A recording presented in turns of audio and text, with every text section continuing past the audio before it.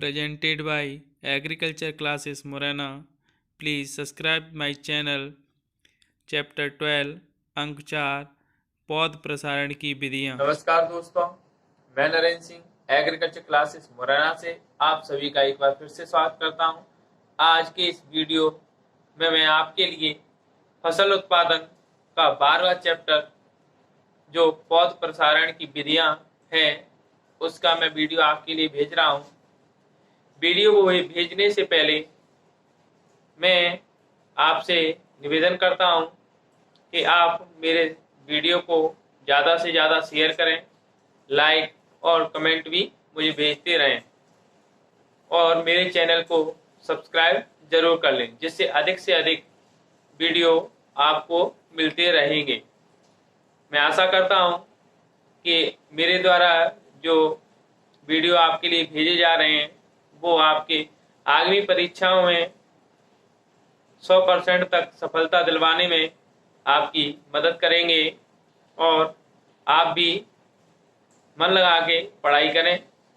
Exam नज़दीक हैं आपके, इसलिए ज़्यादा से ज़्यादा आप पढ़ें और अच्छे अंक लेकर आएं।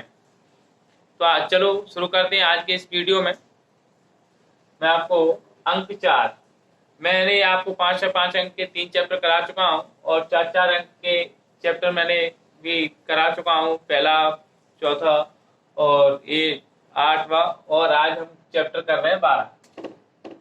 तो 12वां चैप्टर है ये हमारा। जो 12वां चैप्टर है उस चैप्टर का नाम है पौध प्रसारण की विधियां। पौध प्रसारण की विधियां। तो पौध प्रसारण की विधियों के बारे में हम जानते हैं। पौध प्रसारण की विधियों का मतलब होता है मेथड ऑफ प्लांट प्रोपिगेशन, यानी प्लांट प्रोपिगेशन यानी जो प्रसारण है, पौधों का पौध प्रसारण है उसकी विधियां, मेथड। और ये कितने अंक का है? 4 अंक का आता है। तो सबसे पहले हम देखते हैं कि पौध प्रसारण होता क्या है। तो पौध प्रसारण के बारे में सबसे पहले हम देखेंगे। तो हम देखते हैं पौध प्रसारण किसे कहते हैं। ये प्रश्न आएगा नहीं, परंतु हमें जानकारी होना जरूरी है। तो फलों और फूलों के पौधों की संख्या बढ़ाने के लिए, फलों और फूलों के पौधों की संख्या बढ़ाने के लिए बीज द्वारा या वानस्पतिक प्रजनन का प्रयोग करके अधिक से अधिक पौधों की संख्या बढ़ाना ही क्या कहलाता है? पौध प्रसारण कहलाता है। यानी जो फलों और फूलों के जो पौधे हैं उनकी बीजों के द्वारा या वनस्पति विधियों के द्वारा जो संख्या बढ़ाने का कार्य करते हैं उसी को हम क्या कहते हैं? पौध प्रसारण कहते हैं। तो पौध प्रसारण जो होते हैं वो 2 प्रकार के होते हैं। पहला है बीज द्वारा प्रसारण और दूसरा है वानस्पतिक प्रसारण।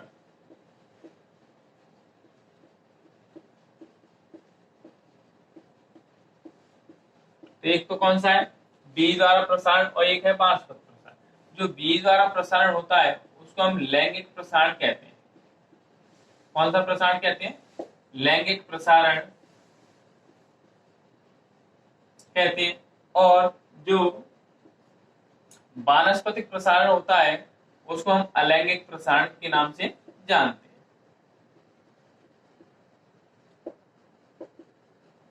तो ये हमारा हो गया पौध प्रसारण किसे कहते हैं और इसकी कितनी विधियां प्रयोग में लाई जाती है। तो पौध प्रसारण हम किसे कहते हैं?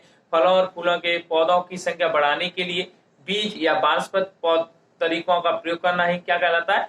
पौध प्रसारण कहलाता है। और यह 2 प्रकार के होते हैं। इसकी 2 विधियां प्रयोग में लाई जाती हैं, एक तो बीज द्वारा प्रसारण और एक वानस्पतिक प्रसारण। इसको हम लैंगिक प्रसारण के नाम से भी जानते हैं। तो ये तो हो गया हमारा ये वाला प्रश्न। अब देखते हैं हम इससे संबंधित हम पढ़ेंगे अब बीज द्वारा प्रसारण या लैंगिक प्रसारण के बारे में। तो लैंगिक प्रसारण किसे कहते हैं, इसके लाभ तथा हानियां बताइए। तो लैंगिक प्रसारण के बारे में हम पढ़ते हैं। यह प्रश्न आएगा कि बीज द्वारा प्रसारण किसे कहते हैं, इसके लाभ बताइए या हानि बताइए। जो कुछ भी पूछा जा सकता है यहाँ से।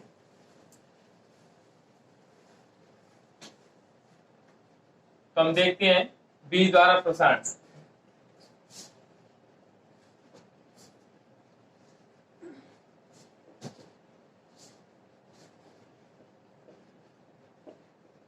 तो बीज द्वारा प्रसारण किसे कहते हैं, ये हमारा प्रश्न आता है। तो बीज द्वारा तैयार किए गए पौधों को ही हम क्या कहते हैं, लैंगिक प्रसारण कहते हैं। यानी जो पौधे बीज के द्वारा तैयार किए जाते हैं उसको ही हम क्या कहते हैं, बीजू पौधे या लैंगिक प्रसारण के नाम से जानते हैं। तो ये तो हो गई इसकी परिभाषा कि भाई बीज द्वारा प्रसारण किसे कहते हैं। तो ये हो गया कि भाई बीज द्वारा तैयार किए गए पौधे को बीजू पौधे कहते हैं या लैंगिक प्रसारण कहते हैं। अब इसके हम देखते हैं लाभ।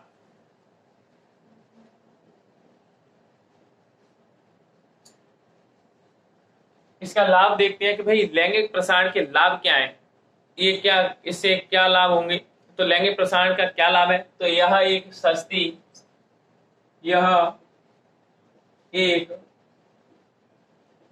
सस्ती व सरल विधि है।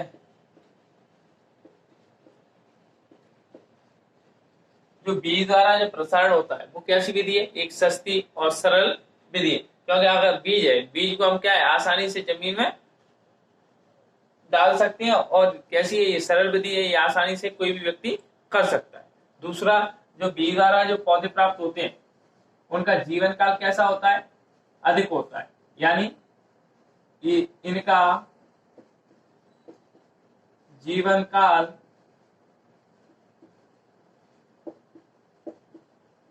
अधिक होता है।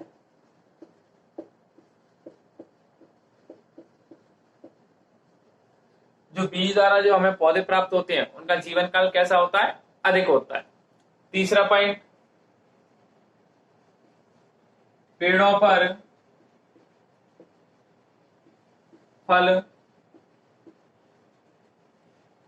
अधिक लगते हैं।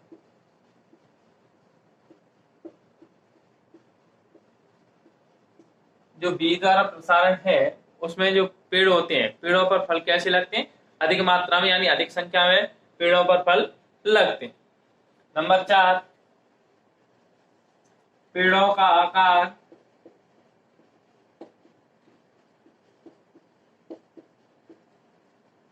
बड़ा होता है।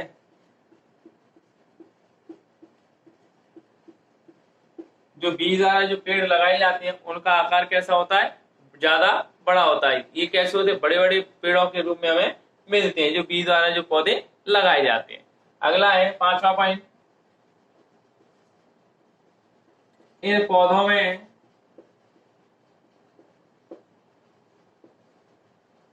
रोग प्रतिरोधक क्षमता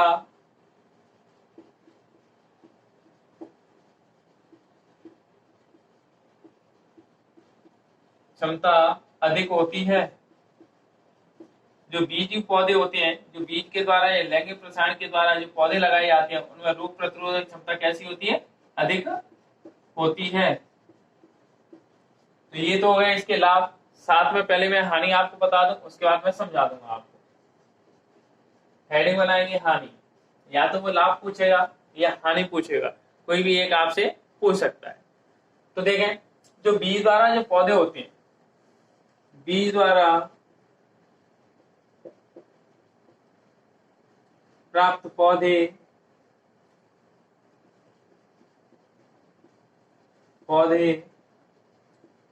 देर से फल देते हैं। जो बीज के द्वारा जो पेड़ लगाए जाते हैं फलों के, वो पौधे फल कैसे देते हैं, अधिक दिनों में देते हैं, यानी देर से फल देते हैं। तो ये इसकी क्या है, हानि है। ठीक है। नंबर 2, बिना बीज वाले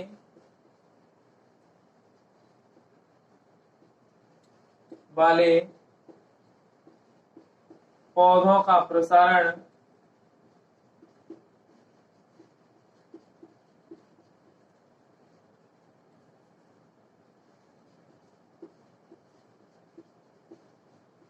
करना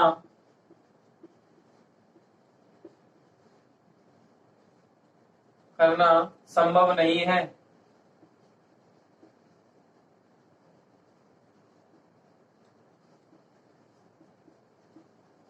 जो बिना बीज वाले जो पौधे होते हैं, जिनमें बीज नहीं पाया जाता है, ऐसे पौधों का प्रसारण करना संभव नहीं है, या ऐसे पौधों का प्रसारण करने में हमें क्या होती है, असुविधा होती है।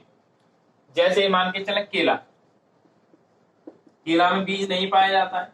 अब अगर बीज के द्वारा प्रसारण करना है तो केले का प्रसारण नहीं होता है। ऐसे बिना बीज वाले पौधों में इसका प्रसारण करना में क्या होती है, असुविधा हमें होती है। अगला है नंबर 3, फसलों की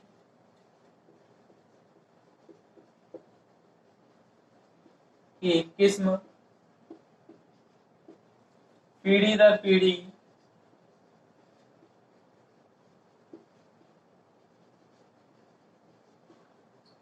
खराब होती जाती है, खराब हो जाती है।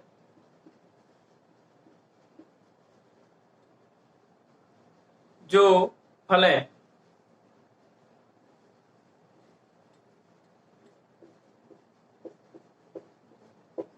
फलों की किस्म पीढ़ी दर पीढ़ी खराब हो जाती है, यानी जो हमें फल, जो पौधे, फल वाले पौधे हैं, वो पीढ़ी दर पीढ़ी यानी क्या होंगे, ये इनसे जो पीढ़ी दर पीढ़ी जब किस्म वैरायटी होंगी वो कैसी होंगी, खराब होती चली जाती है। इनसे फिर लास्ट में क्या होता है, फल खराब मिलने लगते हैं। नंबर 4, इन पेड़ों की ऊंचाई अधिक होने से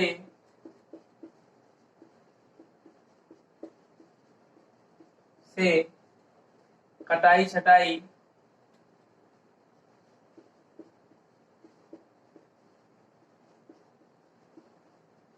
में खर्च अधिक आता है।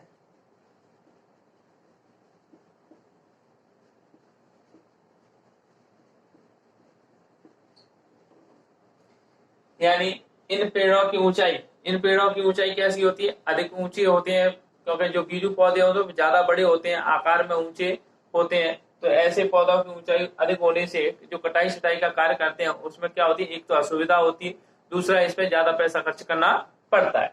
तो देखते हैं हम इसको, बीज द्वारा प्रसारण किसे कहते हैं और इसके लाभ तथा हानि बताइए। तो जो बीजू पौधे होते हैं, बीज द्वारा प्रसारण किसे कहते हैं, बीज द्वारा तैयार किए गए पौधे को हम बीजू पौधे या लैंगिक प्रसारण कहते हैं। ये लैंगिक प्रसारण के नाम से भी पूछा जा सकता है। तो हम यहाँ पे देखें कि इसके लाभ क्या है। तो लाभ देखते हैं, यह एक सस्ती व सरल विधि है। जो बीजू पौधे होते हैं वो कैसी विधि है, एक सस्ती एवं सरल विधि है, ये कोई भी व्यक्ति आसानी से कर सकता है। दूसरा, इसका जीवन काल अधिक होता है। जो बीजू पौधे होते हैं वो जमीन से निकलते हैं, इसलिए इनका जीवन काल कैसा होता है, अधिक होता है। पेड़ों पर फल अधिक लगते हैं, इनके पेड़ कैसे होते हैं, आकार में ज्यादा बड़े बड़े होते हैं, इसलिए इन पे फलों की संख्या भी कैसी होती है, अधिक होती है। पेड़ों का आकार बड़ा होता है, इनके जो पेड़ होते हैं बीजू पौधे, बीजों से जो पौधे लिए जाते हैं, पेड़ लिए जाते हैं, उनके आकार भी कैसा होता है, बड़ा होता है।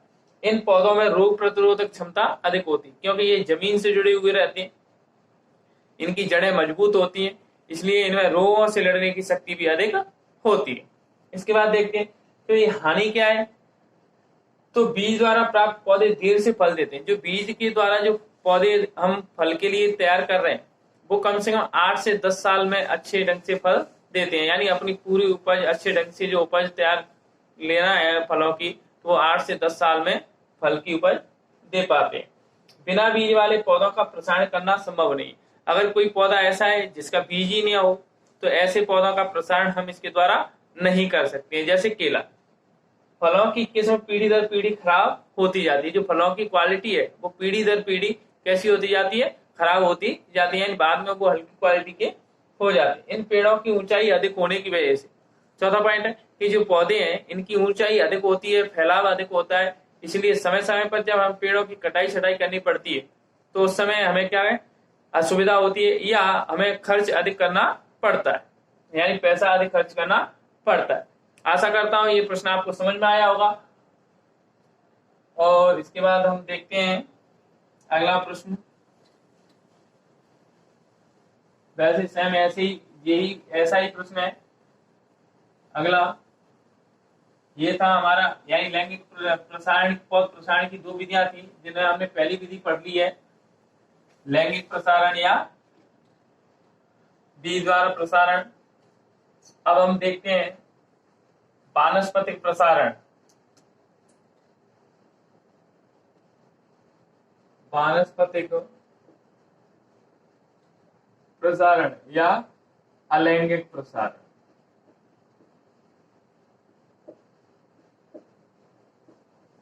तो वानस्पतिक प्रसारण या अलैंगिक प्रसारण के बारे में हम देखते हैं।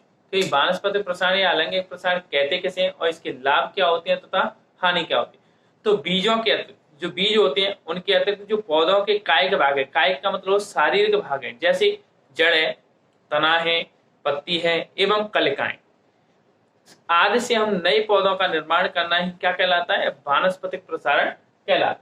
तो वानस्पतिक प्रसारण क्या है कि भाई पौधों के जो शारीरिक कायिक भाग होते हैं, शारीरिक भाग होते हैं, उनसे जैसे पेड़ों की पत्तियां हैं, जड़ें हैं, तने हैं, इन्हीं से अगर दूसरे पौधे की रचना करना ये क्या कहलाता है, वानस्पतिक प्रसारण कहलाता है। अब हम देखते हैं इसके लाभ क्या होंगे और इसकी हानि क्या होंगी। तो पहले हम देखते हैं लाभ। तो हेडिंग बनाते हैं लाभ। अब हम वानस्पतिक प्रसारण का लाभ पढ़ेंगे। तो फल जैसे हमने अभी पढ़ा था जस्ट वैसा ही है, उसका विपरीत करना पड़ता है, ठीक है। तो इसमें पहला लाभ यह है कि इसके जो वानस्पतिक प्रसारण के द्वारा जो पौधे प्राप्त होते हैं उन वो पौधे क्या करने लगे, जल्दी से फल देने लगते हैं। तो पौधे जल्दी फल देने लगते हैं।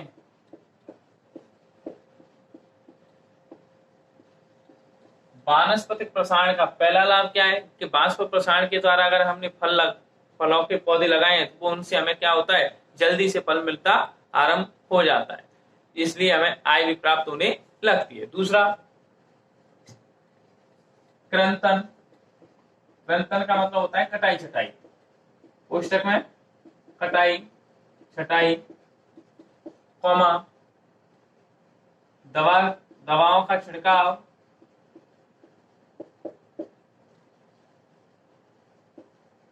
का करने में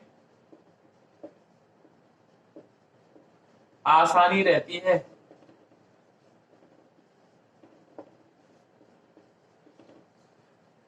पहले पॉइंट में लिखा कि पौधे जल्दी से फल देते हैं।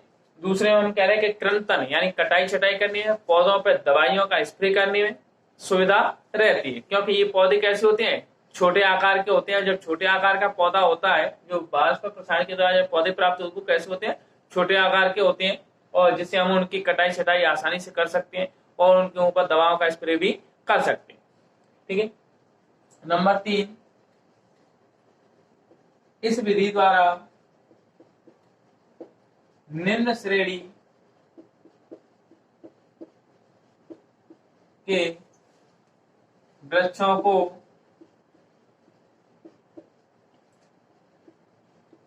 उच्च श्रेणी में बदला जा सकता है। यानी इस विधि में जो निम्न श्रेणी के वृक्ष होते हैं उनको हम क्या कर सकते हैं, उच्च श्रेणी में भी परिवर्तित कर सकते हैं। यानी इनकी जो शाखाएं होती हैं, जो निम्न उच्च श्रेणी की पौधों में हम इनको क्या कर देते हैं, फिल्टर कर देते हैं, जिससे क्या है ये पौधे भी कैसे होते हैं, अच्छी क्वालिटी के पौधे बन जाते हैं। अगला है नंबर 4, बीज रहित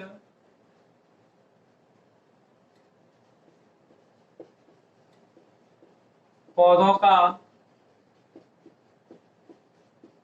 प्रसारण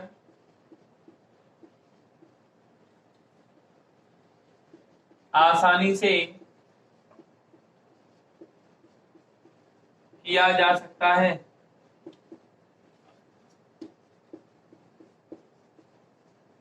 जैसे केला।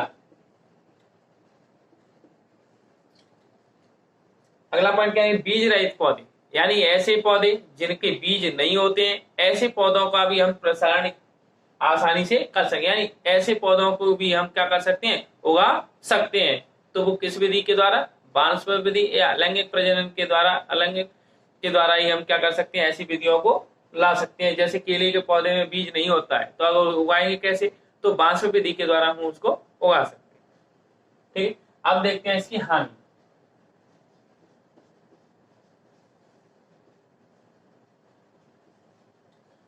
अब इसकी हानि देखते हैं कि भाई इससे हानि क्या होती है। तो इसके जो पौधे होते हैं उनका जीवन काल कैसा होता है, कम होता है। पौधों का जीवन काल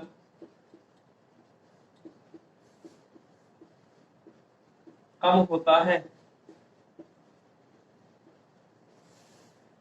जो बांस प्रसारण के द्वारा जो पौधे होते हैं वो क्या होते हैं, cutting, budding, T budding, inarching, grafting, कलिकायन, इनके द्वारा ये क्या होते हैं, तैयार किए जाते हैं। तो इनकी कुछ उम्र तो पहले ही दूसरे पौधों में व्यतीत हो जाती है, इसलिए इनके जो पौधे होते हैं इनका जीवन काल कैसा होता है, कम होता है।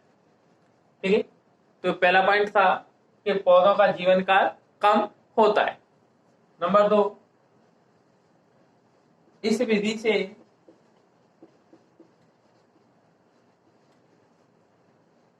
पौधों की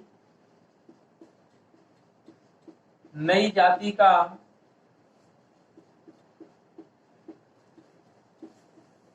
विकास नहीं कर सकते हैं।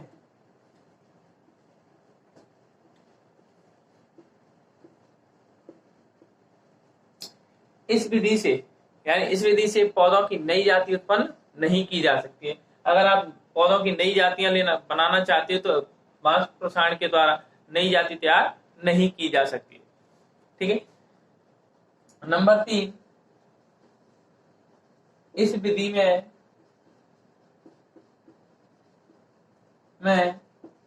व्यय यानी खर्चा अधिक आता है।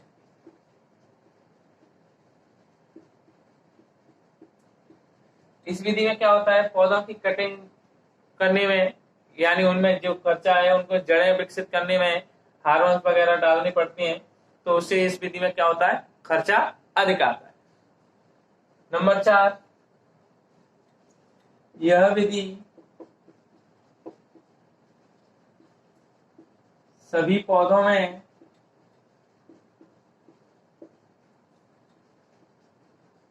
संभव नहीं है। जैसे पपीता, यह विधि सभी पौधों में संभव नहीं है। जैसे पपीता है, एक फाल सा आता है, और भी है, तो यह विधि सभी पौधों में संभव नहीं है। यानी वानस्पतिक विधि भी सभी पौधों में संभव नहीं है। जैसे पपीता है, फाल सा है, पपीता को हम बीज के द्वारा लगा सकते हैं, बांस प्रसारण के द्वारा नहीं लगा सकते। तो ये भी क्या है, इसमें एक समस्या है। अब हम देखते हैं कि बांस प्रसारण किसे कहते हैं, इसके लाभ तथा हानि लिखें। तो बीज के अतिरिक्त पौधों के कायिक भाग जैसे तना, पत्ती, जड़ आदि को नए पौधों को तैयार करना, ये हम क्या कहलाता है, बांस प्रसारण कहलाता है। इसके लाभ क्या है, तो जो बांस प्रसारण है, इनसे पौधे हमें जल्दी से मिल जाते हैं, यानी पौधों से फल हमें जल्दी से मिल जाते हैं। वानस्पतिक प्रसारण के द्वारा, बांस प्रसारण के द्वारा प्राप्त पौधे से फल हमें जल्दी प्राप्त होते हैं। दूसरा, कृंतन यानी कटाई छटाई में भी क्या होता है, कम पैसा खर्च करना पड़ता है। इस विधि से निम्न श्रेणी के पौधों को उच्च श्रेणी में परिवर्तित बदला जा सकता है। बीज रहित पौधों का प्रसारण आसानी से किया जा सकता है, यानी इसमें अगर बीज रहित पौधे तो उनका भी हम प्रसारण कर सकते हैं। जैसे केला है, केले में बीज नहीं होता है तो हम बांस को प्रसारण कर सकते हैं। हानि क्या है, तो पौधों का जीवन काल बहुत कम होता है। पौधों का जीवन काल होता है वो कैसा होता है, कम होता है। इस विधि से पौधों की नई जाति विकसित नहीं की जा सकती है, नई जातियां नहीं बनाई जा सकती है।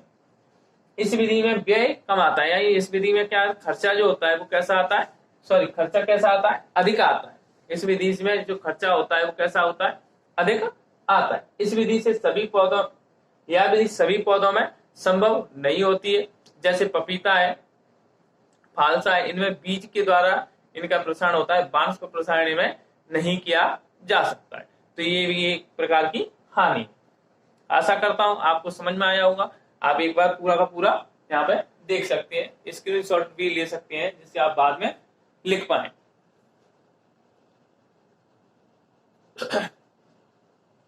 इसके बाद हम अगला प्रश्न देखेंगे। सेम इसी से है, आप यहां से भी बना सकते हो, परंतु मैं करा देता हूं आपको। इम्पोर्टेंट है जो अंतर है इसमें, जो आप लोग पढ़े हैं सारे अंतर जो आप लोग पढ़ लेना, क्योंकि ज्यादातर अंतरों से या यहाँ से इन दो प्रश्नों से आपको मिल जाएंगे।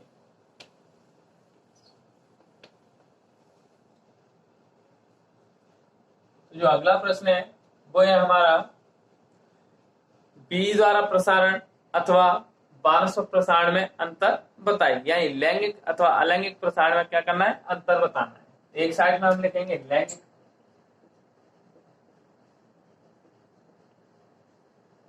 और एक साइड में क्या लिखेंगे, अलैंगिक।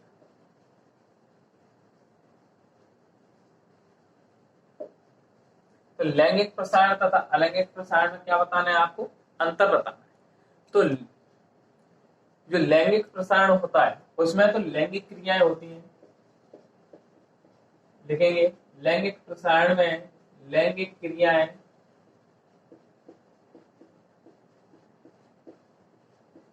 होती हैं। लैंगिक को हम इंग्लिश में बोलते हैं सेक्सुअल। तो जो लैंगिक क्रियाएं का मतलब है सेक्सुअल क्रियाएं होती हैं, और जो अलैंगिक क्रियाएं, इनमें लैंगिक क्रियाएं नहीं होती, यानी इसमें सेक्सुअल क्रियाएं नहीं होती हैं, इनमें लैंगिक क्रियाएं नहीं होती हैं। तो जो बीज पौधे हैं, लैंगिक बीज वाला, यहाँ पे मैं लिख देता हूं, बीज द्वारा व वानस्पत।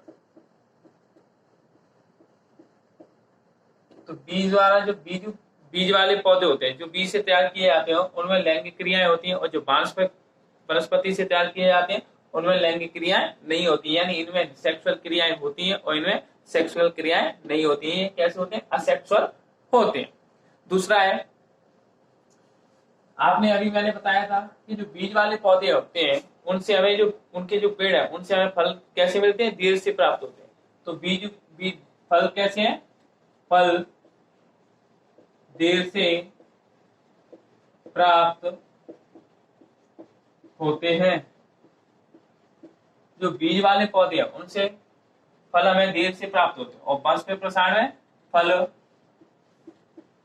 शीघ्र प्राप्त होते हैं।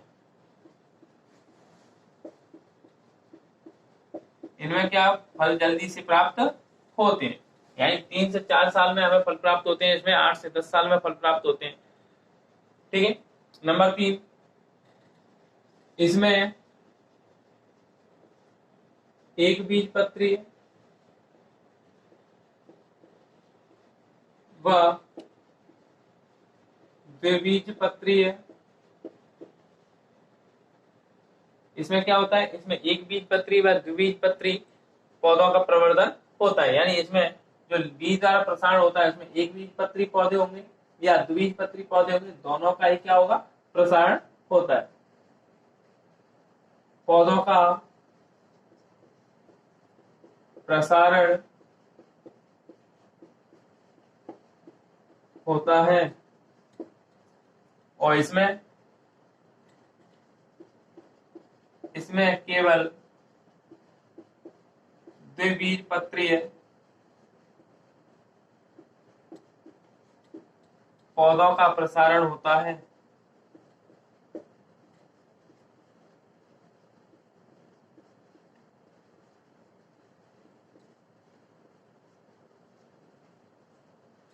तो इसमें एक बीजपत्री व द्विबीजपत्री दोनों का प्रसारण होता है, और इसमें केवल एक बीजपत्री पौधों का ही प्रसारण होता है। अगला पॉइंट है, इसमें अर्धसूत्रीय, इसमें होता है अर्धसूत्री विभाजन होता है। इसमें अर्धसूत्री विभाजन होता है। इसमें क्या होता है, इसमें अर्धसूत्री विभाजन होता है और इसमें समसूत्री विभाजन होता है। इसमें समसूत्री विभाजन होता है। इसमें कैसा विभाजन होता है, समसूत्री विभाजन होता है।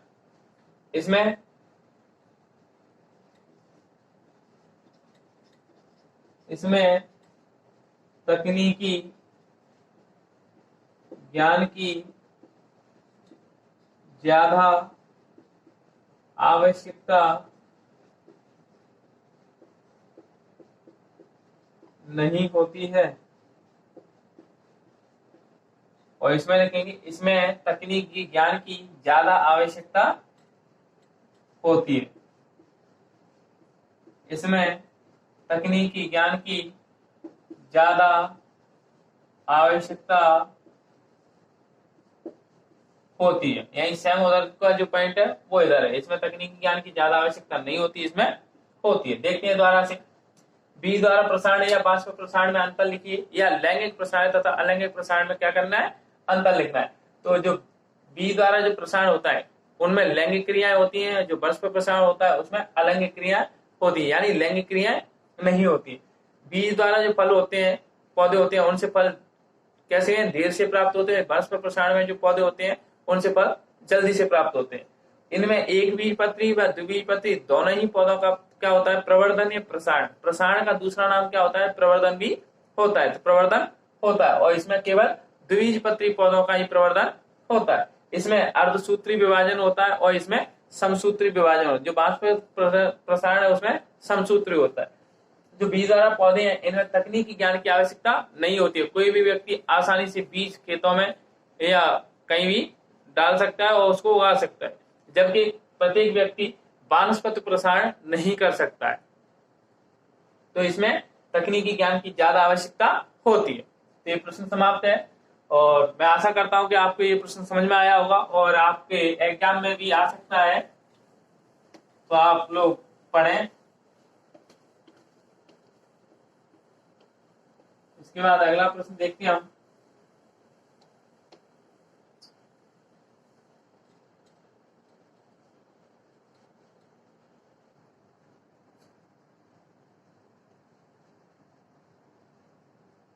अगला प्रश्न देखते हैं।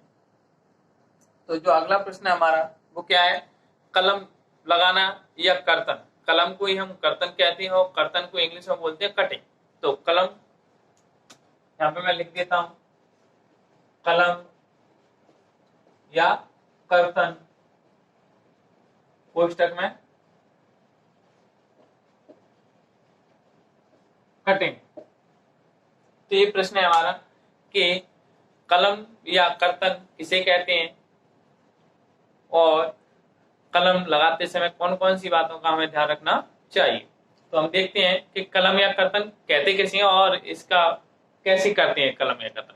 तो मैं आपको यहाँ पे नहीं समझा पाऊंगा, वैसे ही मुंह से समझाऊंगा आपको। तो यह पौधा के प्रसारण की एक ऐसी विधि है जिसमें पौधों के भाग जैसे जड़ है, तना है, पत्ती है को पौधों से अलग करके, यानी क्या करते हैं, इसमें जड़, तना तथा पत्ती को हम क्या करते हैं, पौधों से अलग करके उपयुक्त वातावरण यानी अच्छे वातावरण में हम क्या करते हैं, लगा दिया जाता है, जिससे वह क्या बने, वहां नए पौधे तैयार हो सके और या नए पौधों को जन्म दे सके।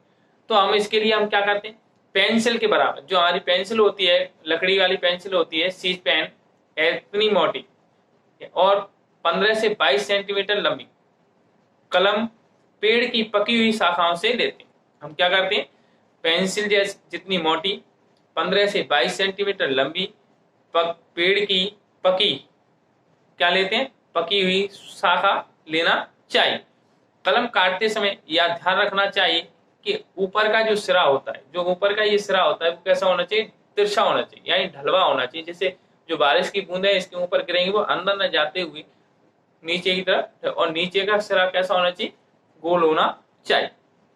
इसके बाद हम क्या करते हैं, ठीक ऊपर, अब इसमें जो कलिका जो हमने ली है उसमें क्या है, ठीक ऊपर, यानी जो अब हम उसको अंदर लगाएंगे तो उसके ठीक ऊपर क्या है, 4 से 5 कलिकाएं होनी, वो सॉरी 4 से 5 आंख होनी चाहिए, क्योंकि वहीं से तो वो क्या करेगा, ब्रांचेस फोड़ेगा, नई शाखाएं पत्तियां निकालेगा वहां से, तो बाद में क्या हो जाएंगी, शाखा के रूप में परिवर्तित हो जाती है। तो जब तक आंखें नहीं होगी तो वो शाखा के रूप में परिवर्तित नहीं होगा।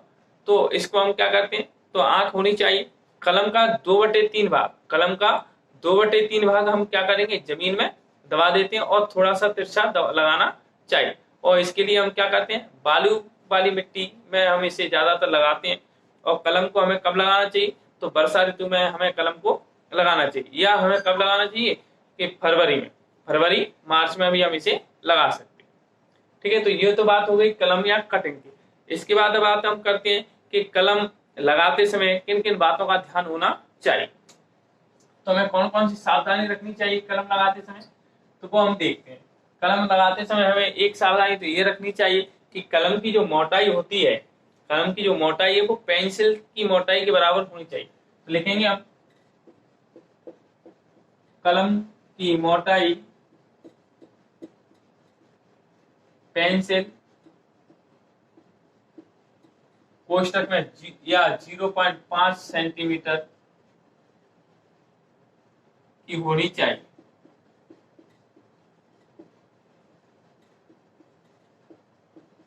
तो पहला पॉइंट, कलम या कर्तन लगाते समय पहली बात ये ध्यान रखना है कि कलम की जो मोटाई है वो पेंसिल के बराबर होनी चाहिए, पेंसिल के समान होनी चाहिए, या 0.5 सेंटीमीटर होनी चाहिए। नंबर 2, कलम में 4 से 5 कलिकाएं होनी चाहिए। जो कलम है उसमें 4 से 5 क्या होनी चाहिए, कलिकाएं होनी चाहिए। ठीक है, तो ये हो गया। नंबर 3, कलम की लंबाई 15 से 22 सेंटीमीटर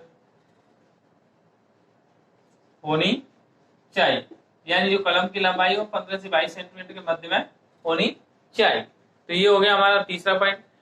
अब इसका चौथा पॉइंट है, कलम नई होनी चाहिए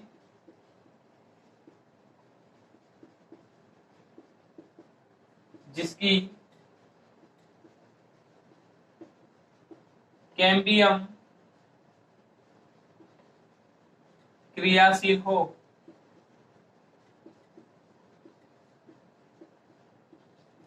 यानी कलम कैसी होनी चाहिए, नई होनी चाहिए, यानी जो 1 साल पुरानी, 1 साल से ज्यादा पुरानी नहीं होनी चाहिए। कलम ऐसी होनी चाहिए जो 1 साल पुरानी हो, ऐसी, और जिसकी कैम्बियम कैसी हो, क्रियाशील अवस्था में हो। नंबर 5, कलम काटने के लिए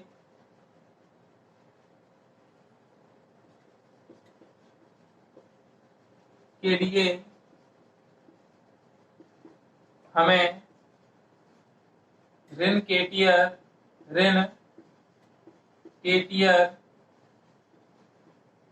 का प्रयोग करना चाहिए।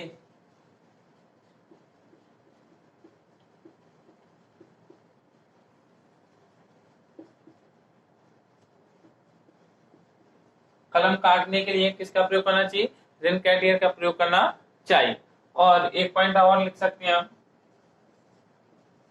कलम के लिए वर्षाकालीन मौसम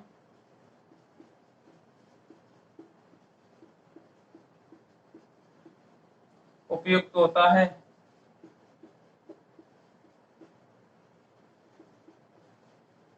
यानी कलम लगाने के लिए वर्षाकालीन मौसम कैसा है, उपयुक्त होता है। तो हम दोबारा से प्रश्न समझते हैं कि भाई कलम या कर्तन किसे कहते हैं, और कर्तन लगाते समय हमें कौन कौन सी सावधानियां, किन किन बातों का ध्यान रखना चाहिए।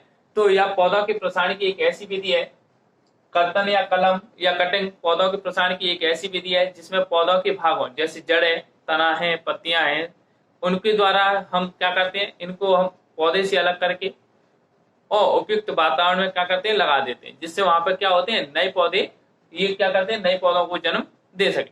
तो इसके लिए हम क्या करते हैं कि पेंसिल के बराबर मोटी स्वस्थ अच्छी शाखा लेते हैं, जिससे हम 15 से 22 सेंटीमीटर लंबी क्या है, पेंसिल के आकार की पकी हुई शाखा को लेते हैं।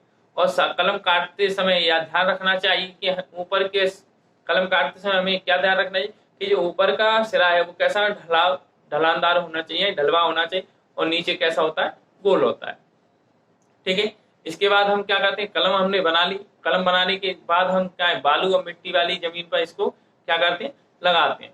और इसे कब लगाना चाहिए, वर्षा ऋतु में लगाना चाहिए। और इसका जो 2/3 भाग होता है उसको हम जमीन के अंदर डालते हैं, और इसमें हमेशा 4 से 5 कलिकाएं होनी चाहिए, जो बाद में क्या करेंगे, ग्रोथ करेंगे। तो इस तरीके से, और इसे कब लगाना चाहिए, तो फरवरी मार्च में या वर्षा ऋतु में हम लगा सकते हैं। और सेम जो हमने अभी मैंने जो बताया है उसी में से ये पॉइंट बने हुए हैं, किसके, कि कटिंग लगाते समय किन किन बातों का ध्यान रखना चाहिए। तो इस तरीके से अगर प्रश्न पूछा जा सकता है कि कटिंग लगाने किन किन बातों का ध्यान रखना चाहिए, तो ये था। और इन्हीं को अगर मिक्स करके हम कहाँ लिख देंगे कि कर्तन किसे कहते हैं और उसके बारे में, कि कैसे उसका प्रोसेस क्या है, उसके बारे में भी इसी में से लिख सकते हैं। तो हम दोबारा प्रश्न में कलम या कर्तन बनाते समय किन किन बातों का ध्यान रखना चाहिए। तो कलम या कर्तन या कटिंग की मोटाई पेंसिल के बराबर या 0.5 सेंटीमीटर से अधिक नहीं होनी चाहिए। कलम में कितनी कलिकाएं होनी, 4 से 5 कलिकाएं होनी चाहिए। कलम की लंबाई 15 से 22 सेंटीमीटर के मध्य होनी चाहिए। कलम नहीं होनी चाहिए, यानी 1 साल से ज्यादा पुरानी शाखा से कलम नहीं लेनी चाहिए। 1 साल पुरानी नई शाखा होती है उससे ही हमें लेना चाहिए, क्योंकि उसकी जो कैम्बियम होती है, जो क्रियाशील अवस्था में होती है, यानी जो ग्रोथ की अवस्था में होती है, जैसे पौधा ग्रोथ कर सके। कलम काटने के लिए हमें रेन कैटियर का उपयोग करना चाहिए, यानी एक औजार है रेन कैटियर, जिससे हम एक ही बार में क्या कर सकते, एक ही धड़के से क्या कर सकते हैं, उसको अलग कर सकते हैं, जिसकी वजह से वो फटेगी नहीं बीच में से, जिससे पौधा खराब हो।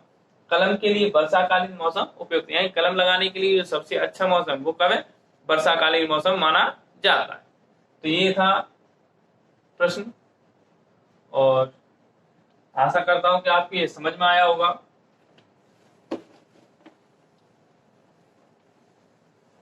इसके बाद अगला प्रश्न पढ़ते हैं हम।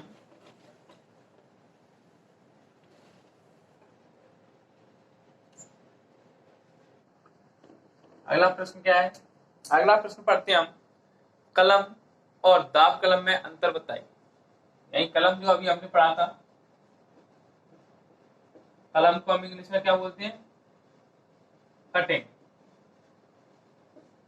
ठीक। और कह रहे हैं कि दाब कलम, तो कलम या दाब कलम में अंतर, तो दाब कलम को हम इंग्लिश में क्या बोलते हैं, लेयरिंग बोलते हैं। क्या बोलते हैं, लेयरिंग।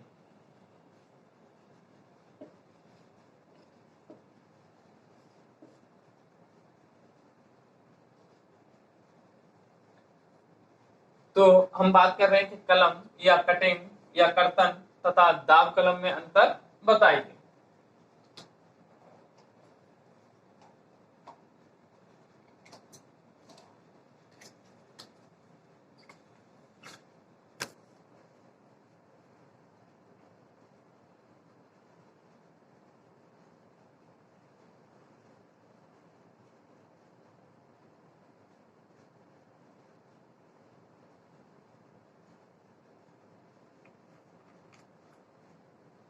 तो देखते हैं पहला पॉइंट, इसमें कलम में, कलम का जो पहला पॉइंट है वो है, कर्तन से जड़ें निकलने से पूर्व तने या जड़ के टुकड़े काटकर अलग कर लिए जाते। कर्तन से क्या है, यानी कलम से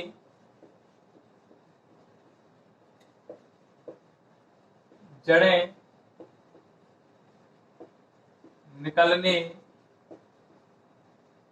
से पूर्व तने या तना, जड़ को मात्र पौधे से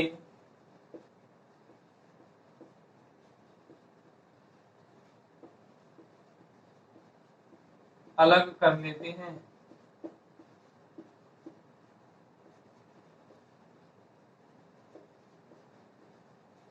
यानी कलम में हम क्या करते हैं, कलम से जड़ें निकलने से पहले ही हम क्या करते हैं, यानी कलम में जड़ें निकलने से पहले ही हम उसके क्या कर तने को या जड़ को क्या कर लेते हैं, टुकड़े को काट कर और क्या कर लेते हैं, अलग कर मात्र पौधे से क्या कर लेते हैं, अलग कर लेते हैं। और इसमें दाब कलम में क्या करते हैं, दाब कलम में जड़ें निकलने के बाद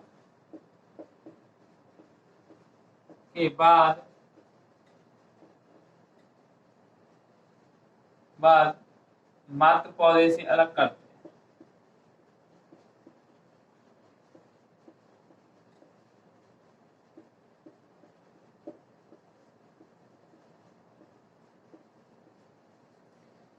तो पहला पॉइंट है कलम से जड़ें निकलने का, यानी कलम में क्या होता है कि कोई हमारा पौधा है और इसमें से हम क्या है, ये कोई हमारा पौधा है और इसमें से हमें कलम निकालनी है। कलम हम क्या करेंगे, यहाँ से काट लेंगे और यहाँ से काट के इसे क्या कर लेंगे, अलग कर लेते हैं।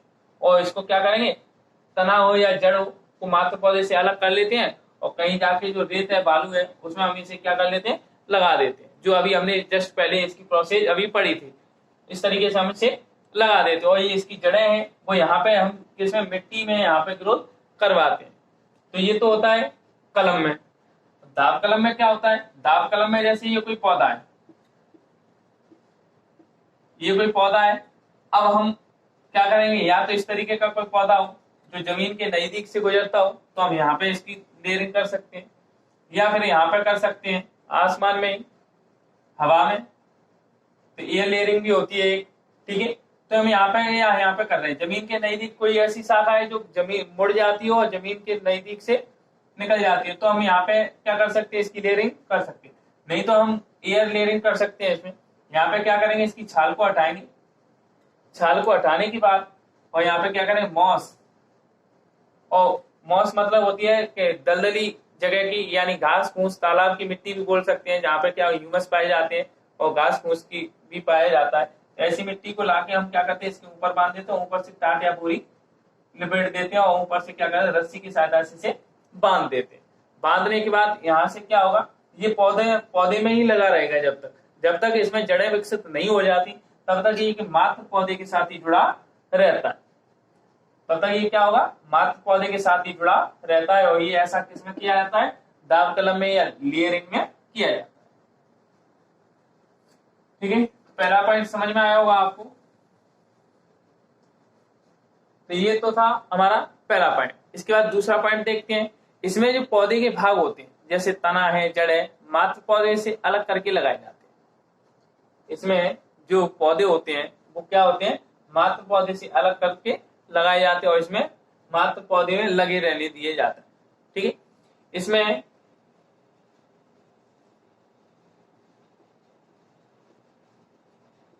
पौधे तैयार करने में, इसमें जो पौधे तैयार करने में क्या हो रहा क्या करता है, कम समय लगता है। इसमें पौधे तैयार करने में कम समय लगता है और इसमें पौधे तैयार करने में अधिक समय लगता है।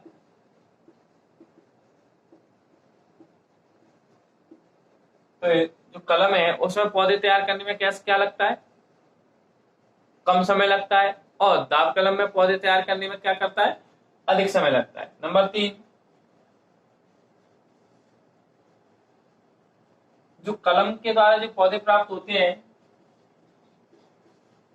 कलम के द्वारा प्राप्त पौधे कमजोर होते हैं। जो कलम के द्वारा जो प्राप्त पौधे हैं वो कैसे होते हैं, कमजोर होते हैं। ये क्या होते हैं, कमजोर होते हैं। और दाब कलम द्वारा जो उत्पन्न पौधे, दाब कलम द्वारा उत्पन्न पौधे मजबूत होते हैं। जो दाब कलम के द्वारा जो पौधे प्राप्त होते हैं वो कैसे होते हैं?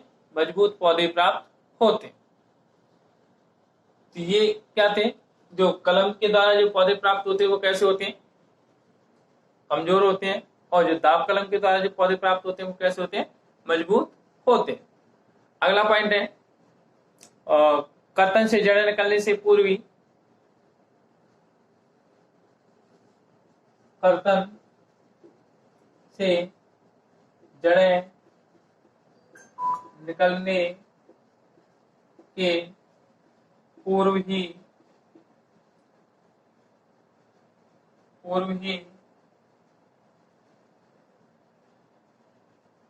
पौधे से अलग कर लिया जाता है।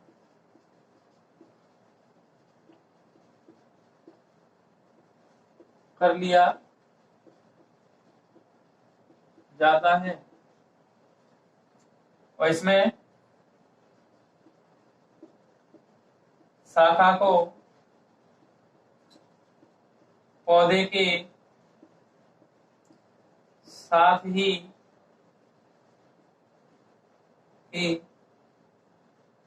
आगे बढ़ने दिया जाता है।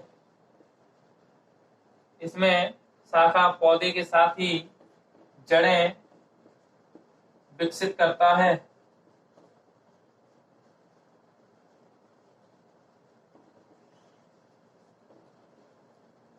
ठीक है, तो इसमें कर्तन से जड़ें निकलने से पहले ही हम क्या कर देते हैं? पौधों से इसको क्या कर लेते हैं? अलग कर लेते हैं। और इसमें क्या करते हैं? शाखा को वहीं की वहीं क्या करने रखते हैं? जड़ें विकसित होने तक उसमें मात्र पौधे में ही लगा रहने दिया जाता है। तो ये हमारा प्रश्न अगला कि कलम और दाब कलम में अंतर बताइए। तो कलम से जड़ें निकलने से पूर्व तना जड़ को मात्र पौधे से अलग कर लेते हैं और दाब कलम में जड़ें निकलने से के बाद मात्र पौधे से अलग करते हैं। इसमें पौधे तैयार करने में कम समय लगता है और इसमें पौधे तैयार करने में अधिक समय लगता है। कलम के द्वारा प्राप्त पौधे कैसे होते हैं? कमजोर होते हैं। और दाब कलम के द्वारा प्राप्त पौधे मजबूत होते हैं। कर्तन से जड़ें निकलने से पहले ही क्या कर लेते हैं? पौधे से अलग कर लेते हैं और इसमें पौधों के साथ रहकर ही क्या करते हैं? जड़ें विकसित कराई जाती हैं। तो ये था सिंपल सा प्रश्न।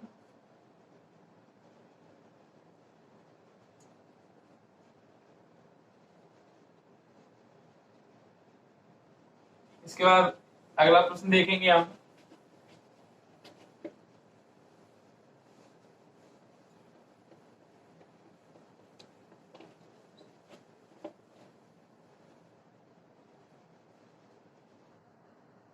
अगला प्रश्न है इनार्चिंग और ग्राफ्टिंग में अंतर। क्या है अगला प्रश्न? इनार्चिंग व ग्राफ्टिंग में अंतर। तो इनार्चिंग व ग्राफ्टिंग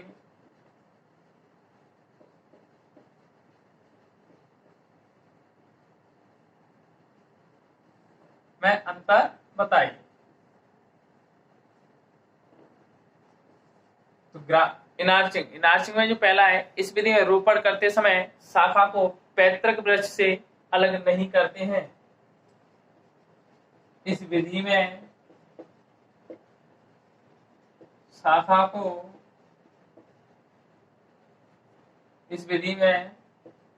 रोपण करते समय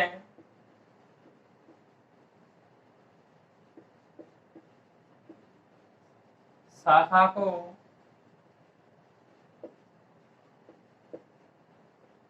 पैतृक वृक्ष से अलग नहीं करते हैं। इस विधि में क्या करते हैं? इनार्चिंग विधि में कि जो रोपण करते हैं तो रोपण करते समय शाखा को पैतृक वृक्ष से क्या नहीं करते? अलग नहीं करते हैं। और इस विधि में रोपण करते समय शाखा से पैतृक वृक्ष से ये अलग कर देते हैं। इसमें क्या कर देते हैं? अलग कर देते हैं।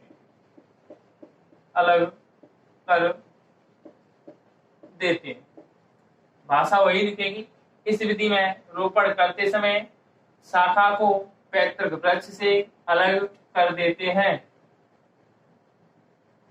नंबर 2, इनार्चिंग में दूसरा पॉइंट है, इस विधि में मूल ग्रंथ को शाखा के पास ले जाया जाता है। इस विधि में क्या करते हैं, इनार्चिंग विधि में, इस विधि में मूल ग्रंथ को शाखा के पास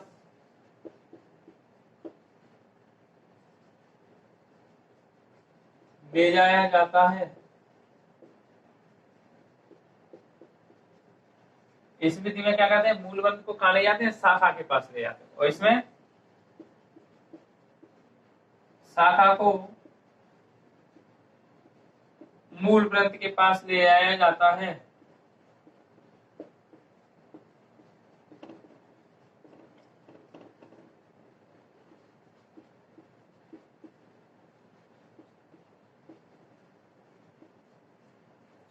इस विधि में शाखा को क्या करते हैं, शाखा को मूल ग्रंथ के पास ले जाया जाता है। इस विधि में कटान मूल ग्रंथ तथा शाखा के मध्य लगाया जाता है। इस विधि में कटान मूल ग्रंथ व शाखा के मध्य लगाया जाता है। इस विधि में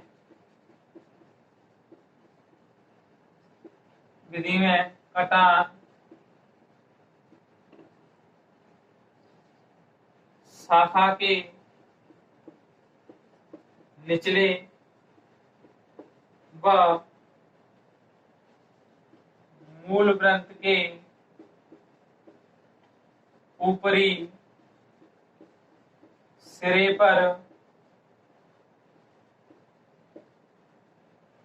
लगाया जाता है। इस विधि में क्या होता है, कटान मूल ग्रंथ और शाखा के मध्य लगाया जाता है, यानी जो मूल ग्रंथ है और शाखा है उसके मध्य में लगाते हैं। और इसमें क्या करते हैं, तो जो शाखा है, जैसे ये शाखा है तो इस शाखा के निचले सिरे पर, और जो मूल ग्रंथ है, जैसे ये मूल ग्रंथ है तो इसके ऊपरी सिरे पर लगाया जाता है, उस तरीके से फिट कर दिया जाता है। ठीक है। नंबर जो 4 है उसमें क्या है, इसमें ग्राफ्टिंग की अपेक्षा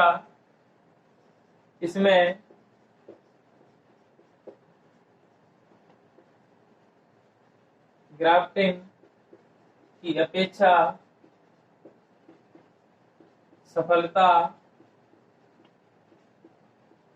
इसमें क्या होता है, ग्राफ्टिंग की अपेक्षा सफलता कैसी होती है, अधिक होती है या अधिक मिलती है।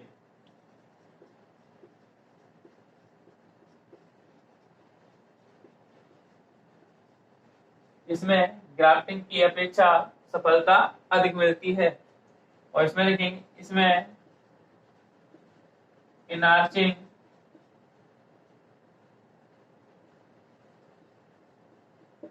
की अपेक्षा सफलता कम मिलती है। इसमें क्या है, इनार्चिंग की अपेक्षा सफलता कम मिलती है। तो ये हो गया हमारा प्रश्न। देखते हैं इनार्चिंग व ग्राफ्टिंग में अंतर। इस विधि में रोपण करते समय, यानी इस विधि में जब रोपण करते हैं पौधों का, तो रोपण करते समय शाखा को पैतृक वृक्ष से अलग नहीं करते। ये हमारा पौधा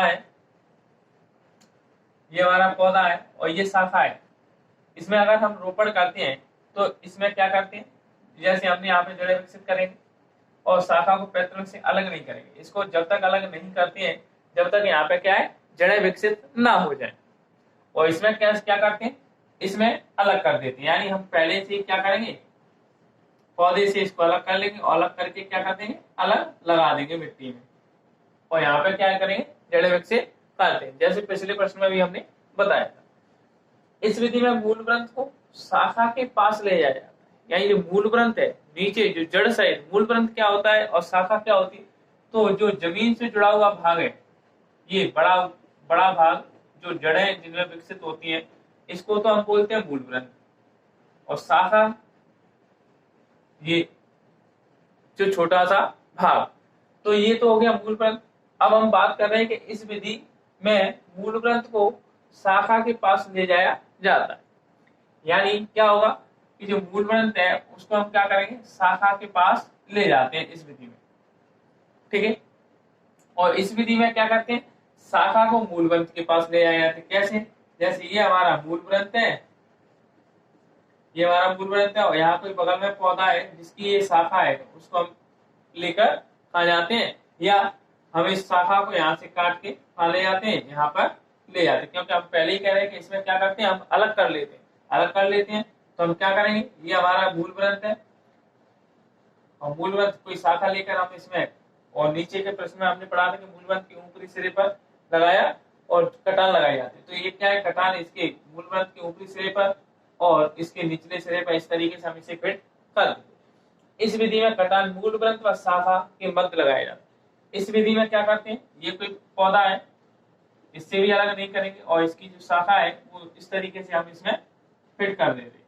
यानी हम कहना चाह रहे हैं कि इस विधि में जो कटान लगती है वो मूल ग्रंथ और शाखा के कहाँ लगती है, मध्य में इस तरीके से लगती है।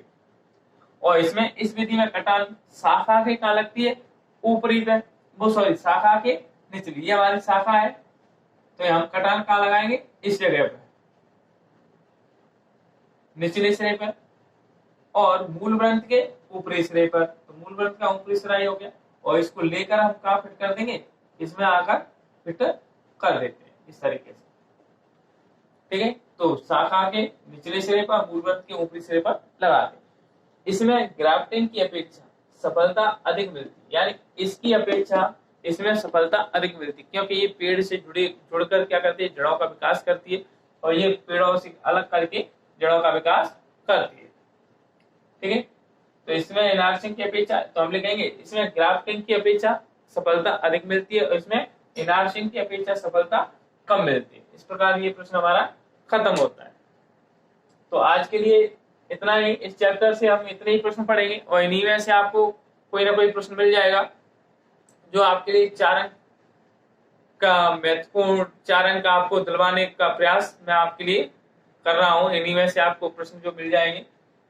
तो आपके आज के लिए इतना ही, और मैं आप लोगों से फिर कहना चाहता हूँ कि आप जो भाई मेरे चैनल पर या मेरे वीडियो को पहली बार देख रहा है वो मेरे चैनल को सब्सक्राइब करे और ज़्यादा से ज़्यादा अपने दोस्तों के साथ शेयर करें, लाइक करें और कमेंट बॉक्स में मुझे बताते रहिए कि आपको मेरा वीडियो कैसा लगा।